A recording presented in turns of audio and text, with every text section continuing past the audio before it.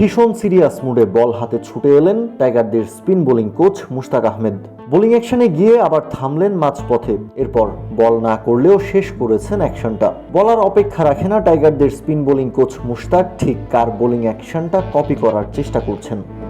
ঠিকই ধরেছেন রিশাদ হোসেন। মূলত রিশাদ বল ডেলিভারি করার পর তার ফলো থ্রু কেমন হবে, যা কিনা বলের স্পিন বাড়াতে সহায়ক হতে পারে, সেটাই রিশাদকে হাতে কলমে দেখিয়ে দিচ্ছিলেন মুশতাক। কোচের পরপরই আরও একটা ডেলিভারি করেন রিশাদ, কিন্তু ফলো থ্রুটা রিদমিক হচ্ছিল না। বল করে রিশাদের বডি সামনের দিকে মুভ করছিল, আর মুশতাক বারবার রিশাদকে দেখাচ্ছিলেন বল ডেলিভারি করার পর তার বডি ফোর্স যেন বাম পাশে থাকে, একই সাথে ডান পাও বাম দিকে ঘুরে যাবে।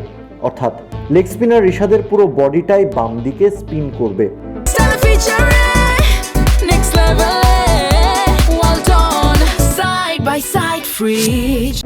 একজন লেগ স্পিনার হিসেবে রিশাদ হোসেন নিজেকে ভাগ্যবান মনে করতেই পারেন, কেননা ক্যারিয়ারের একদম শুরু থেকে মুশতাক আহমেদের মতো একজন লেজেন্ডারি ক্যারেক্টারকে ছায়ার মতো পাচ্ছেন নিজের মাথার উপর।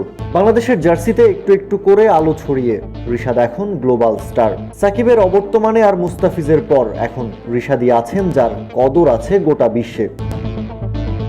কিভাবে বুঝবেন?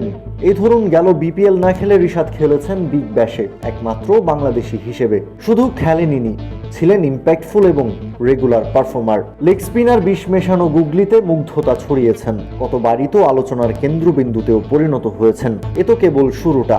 রিশাদ এবং মুশতাক দুজনই জানেন সে কথা, তাই তো আত্মতুষ্টিতে না ভুগে চলছে আরও নতুন কিছু শেখার চেষ্টা। রবিবার বগুড়ার শহীদ চান্দু ক্রিকেট স্টেডিয়ামেও দেখা গেছে সেই চিত্রটাই। রিশাদের বোলিংয়ের পর ফলো থ্রুটা আরও রিদমিক এবং কার্যকরী করার চেষ্টায় আছেন মুশতাক। বাধ্য ছাত্রের মতোই রিশাদও মন দিয়ে শুনেছেন কোচের কথা, চেষ্টা চালিয়ে যাচ্ছেন আরও উন্নতি আনার।